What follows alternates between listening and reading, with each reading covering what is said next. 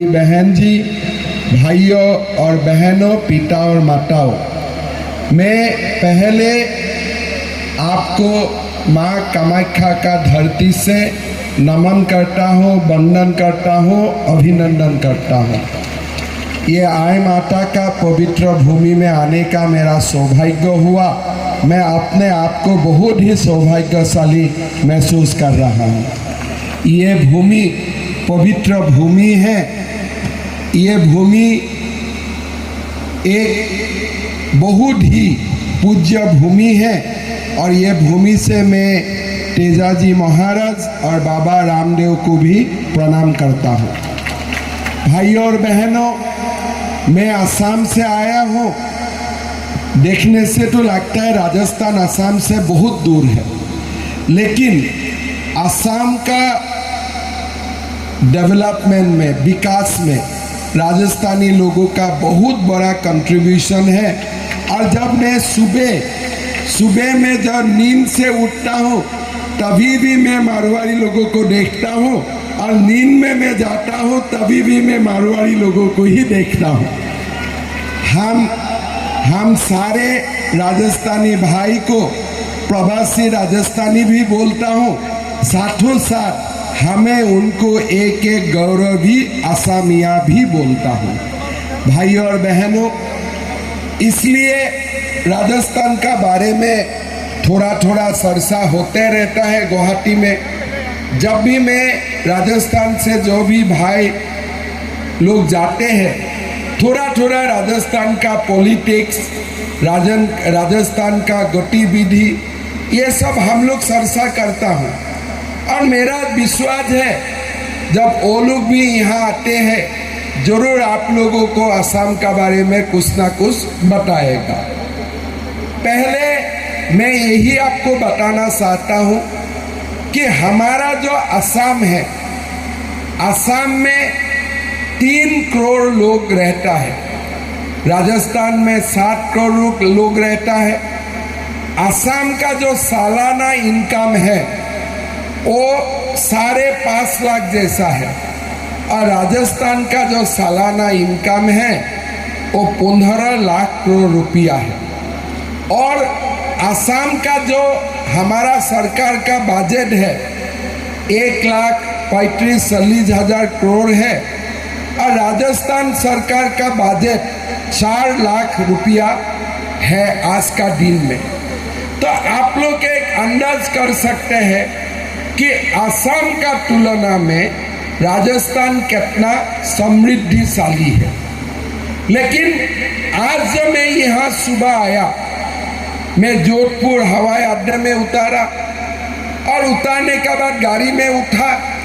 मेरा ड्राइवर जो सरकार ने दिया है और बाकी जो लोग हैं सबको मैंने पूछा कि राजस्थान में पेट्रोल का भाव कितना है, और फिर मैं गूगल किया।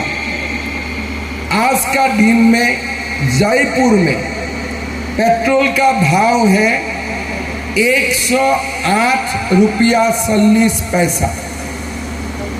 और आज का दिन में आप लोग गूगल करके देखिए, असम में पेट्रोल का भाव है 58 रुपया 98 रुपीस।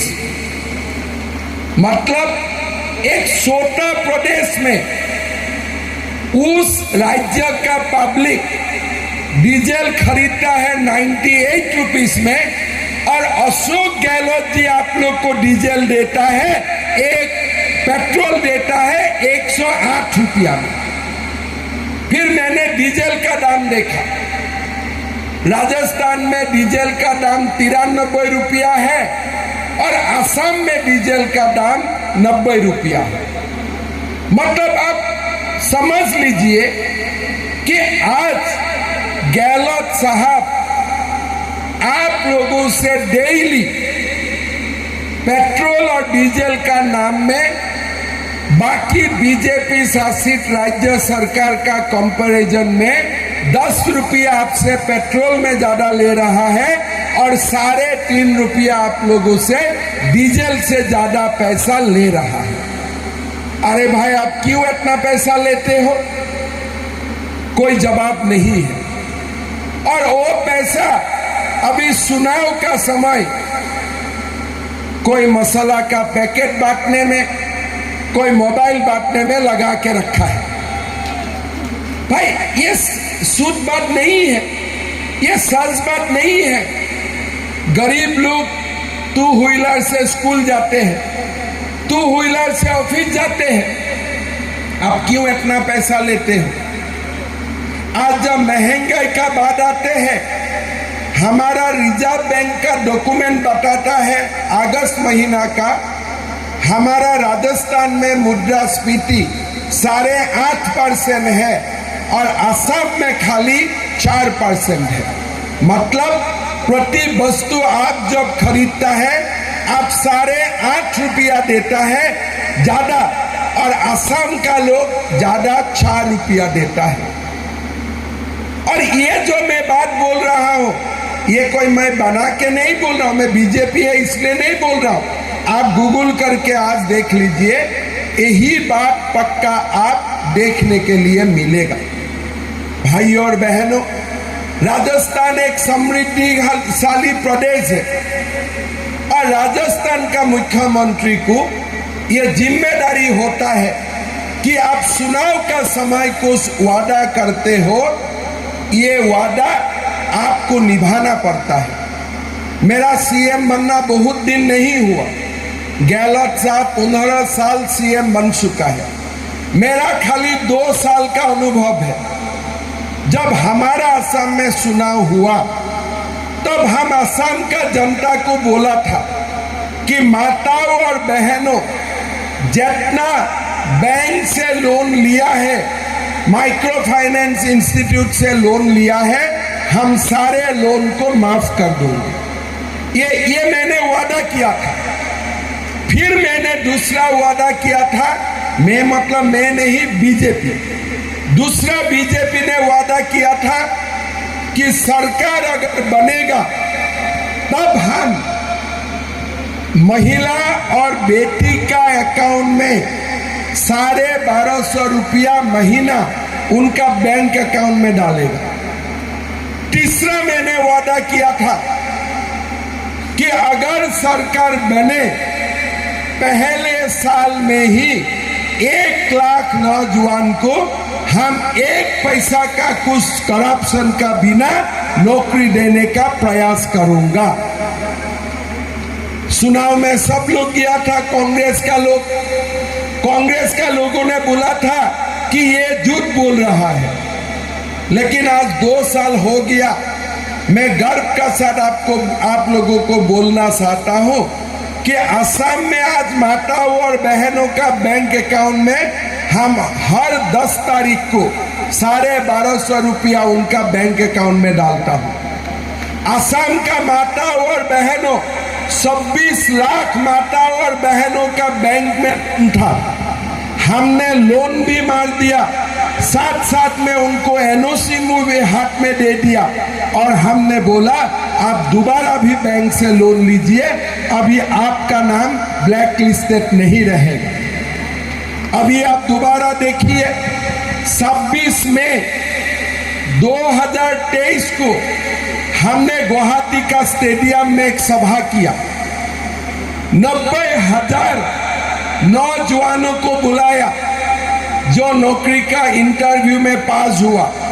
गृह मंत्री अमित शाह जी को गुवाहाटी बुलाया और स्टेडियम में ही पूरा 87,000 बच्चा को हमने नौकरी बांट दिया, सरकारी रेगुलर नौकरी, कोई कॉन्ट्रेक्चुअल नौकरी नहीं। लेकिन यहाँ क्या हुआ है, असम से 3 गुना बड़ा है राजस्थान। अशोक गहलोत जी कृषक को वादा करता है कि हम चुनाव जीतेगा आपका लोन माफ कर देगा, लेकिन किसी का लोन उन्होंने माफ नहीं किया। कुछ लोगों का नौकरी दिया 76,000 लोगों को, लेकिन 19 बार क्वेश्चन पेपर लीक हुआ, लोगों ने खुदकुशी भी करने तक मजबूर हो गया।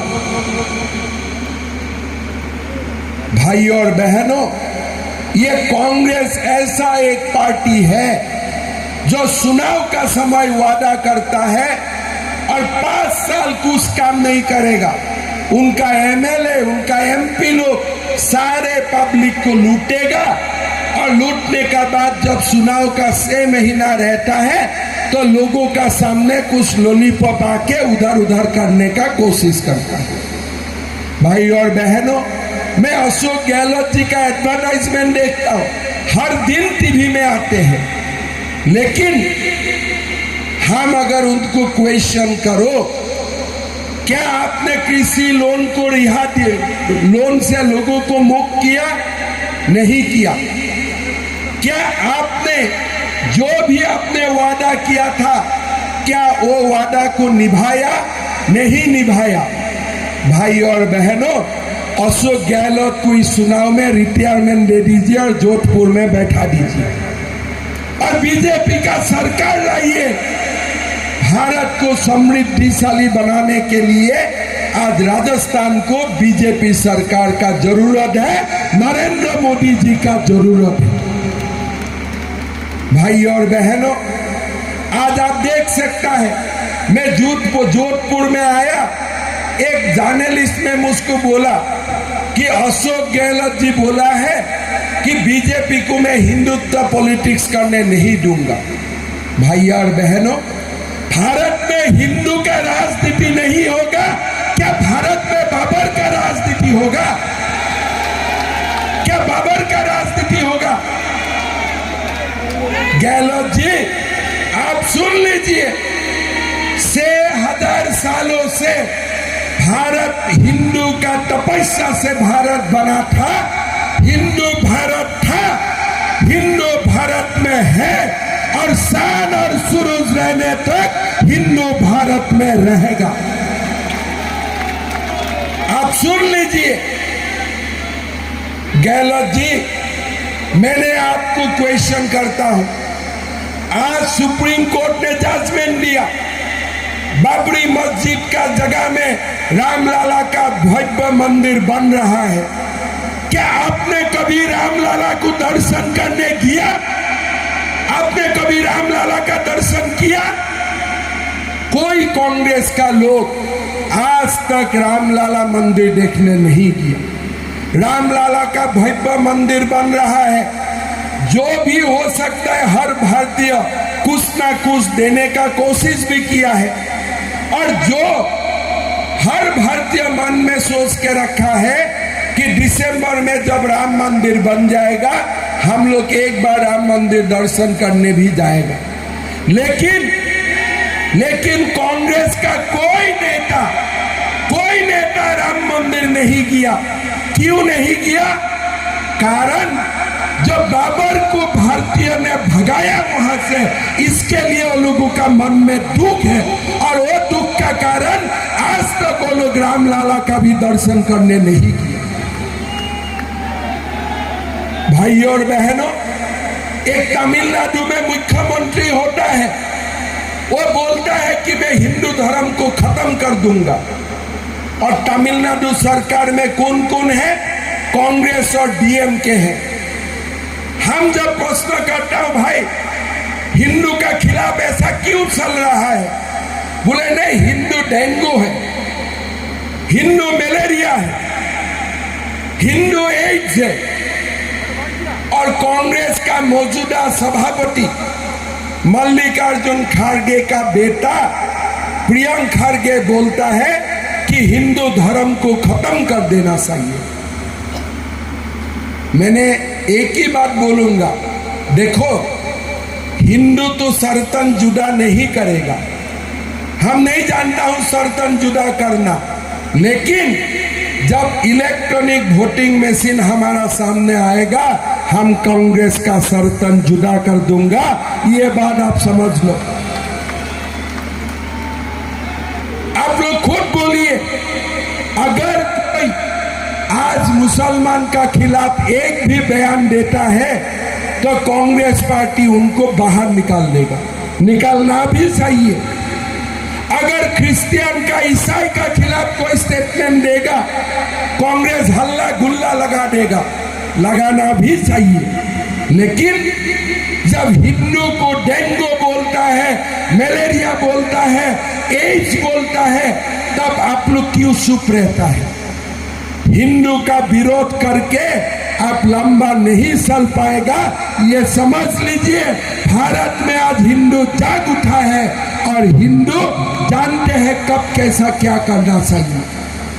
मैं गहलोत जी को बोलना चाहता हूं, चुनाव का पहले एक बार रामलला मंदिर दर्शन कर आइए, साथ में राहुल गांधी को भी ले जाइए। आपका थोड़ा सा जितना आपने गड़बड़ी किया राजस्थान का कृषकों का साथ, कम से कम रामलला रिटायरमेंट का बाद आपको अच्छा से जोधपुर में बैठो, इतना तो आपको आशीर्वाद दे ही देगा, मैं इतना विश्वास करता हूं। भाई और बहनों, आज भारत में एक नव जागरण हुआ है। जब से नरेंद्र मोदी जी भारत का प्रधानमंत्री बना है, रामलला का मंदिर, महाकाल का कॉरिडोर, माँ बिंदा देवी का कॉरिडोर, आज माँ कामाख्या में भी कॉरिडोर होने जा रहा है। तलाक खत्म हो गया और देखते देखते यूनिफॉर्म सिविल कोड भी भारत में आ जाएगा। हमारा एक बेटी है, एक बेटी को मैं शादी देने की कोशिश करता हूँ तो मैं देखता हूँ नहीं, उनका हस्बैंड पहले से 3 शादी करके रखा है। अरे भाई, हम हिंदू शादी को मानता हूं कि भगवान का घर में बनाए जाते हैं। एक व्यक्ति एक ही शादी करेगा, क्या एक बेटी का 4 शादी करने का अनुमति देना चाहिए? चाहिए क्या? तो आज वो अत्याचार भी हमें बंद करना है। हमें तलाक बंद किया, बाबर को भगाया और साथ साथ में भारतीय जनता पार्टी का सरकार ही जरूर ये देश में जो ये पोलीगेमी हो रहा है, एक ही व्यक्ति का ऊपर 4 शादी करने का जो बातें हैं उसको भी बंद करेगा। असम में तुम्हें दिसंबर महीना में ही ये कहानी खत्म कर दूंगा। असम में दिसंबर में ही कानून आएगा कि एक व्यक्ति एक ही शादी कर पाएगा, दूसरा तीसरा चौथा बिना डाइवोर्स शादी नहीं कर पाएगा। ऐसा काम हम होने नहीं देंगे। भाई और बहनों, यहां में कन्हैयालाल जी का सर्तन जुदा कर लिया सीएम अशोक गहलोत जी है। अगर असम में कोई ये सर्तन जुदा करता था ना, तो जम देवता भी उनको रक्षा नहीं कर पाता था। हम जानते हो आपने इधर किया और उधर मैं करूंगा, बराबर। कोई कोई कोई कॉम्प्रोमाइज नहीं, कोई कॉम्प्रोमाइज नहीं, कानून का साथ कोई खिलवाड़ नहीं। आपका सामने एक व्यक्ति का सर्तन जुदा हो जाता है और आप कुछ नहीं कर पाते हो। हर दिन राजस्थान में एक बेटियों का बलात्कार होता है, आप कुछ नहीं कर सकते हो। ये कैसा व्यवस्था है? क्वेश्चन पेपर लीक हो जाते हो, आप कुछ नहीं कर सकते हो। ऐसे कैसे चलेगा? हर दिन तुष्टीकरण का राजनीति। आप बोलते मैं हिंदुत्व होने नहीं दूंगा, आपका राणा प्रताप का आपका स्मरण नहीं करते हो, आप क्या दुर्गादास राठौर को स्मरण नहीं करते हो? जीवन भर वो लोग औरंगजेब का खिलाफ फाइट किया और आज भी उनका वंशज औरंगजेब का खिलाफ लड़ते रहेगा। इतना खून हमारा बीच है, इतना खून हमारा है। आप क्या समझते हो? हिंदू कानून को मानते हैं, हिंदू कानून को विश्वास करता है। इसीलिए जब हिंदू को कोई डेंगू मलेरिया एड्स बोलते हैं, हम चाहता हूं कि सरकार उसका खिलाफ व्यवस्था ले, किस लिए हम कानून मानने वाला लोग हो। लेकिन आप जब नहीं करेगा, तब हमारा भी जब बारी आते हैं, तब हम भी हमारा काम करूंगा।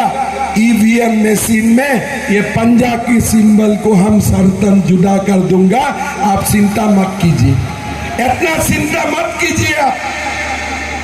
आज आप भारत को देखिए, ये कांग्रेस का स्थान में, कांग्रेस का शासन में एक दो स्टेट में है, उधर ही आप कुछ नहीं कर पाते हो। बीजेपी शासित प्रदेश में तो किसी का हिम्मत भी नहीं है। भाई और बहनों, ये अशोक गहलोत जी जैसा नेता को हिंदू का शक्ति दिखाना है, शांतिपूर्ण तरीका से हमें हिंदू का शक्ति वो लोगों को दिखाना है। और इसीलिए जब ये चुनाव आएगा तब दिखा दीजिए कि हिंदू मलेरिया एड्स डेंगू नहीं है, हिंदू ये भारत को बनाया हिंदू ने, और भारत का प्रगति विकास और भारत को विश्व गुरु भी यही हिंदू बनाएगा, यही हमारा संकल्प। भाई और बहनों, मैं आशा करता हूं कि आप लोग सब मिल के चुनाव का घोषणा होगा, किसी को कैंडिडेट मिलेगा, किसी को कैंडिडेट नहीं मिलेगा, लेकिन नरेंद्र मोदी को देश का तीसरा बार प्रधानमंत्री हमें सब मिलकर बनाना पड़ेगा।